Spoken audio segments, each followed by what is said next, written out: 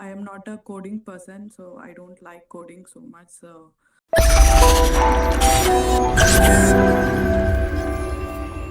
I have a background in computer science. I'm a permanent resident in Canada. Previously worked in some basic roles as an customer representative here, and then later have a career gap. I have just begun learning data analysis. Considering the current market, so which career path would you suggest me? Okay, so you mentioned computer science. Was it engineering? Yeah. Why data analyst? Any specific reason? I am not a coding person, so I don't like coding so much. So Yeah, see, can't we do data analyst? The answer is yes, but I suggest not to do it because you have done computer science and engineering education, which is an IT education and also engineering education.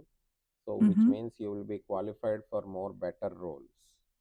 There are good number of opportunities, no doubt about it, but because of the high Yeah. competition, since the pay is less, going for Mm-hmm. that, especially when you are capable enough to go for other roles, is not a good advice.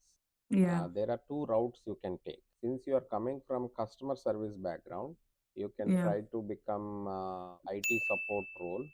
Okay. Another route you can take is, since you have done engineering education, you can directly become a cloud engineer where the coding is very less.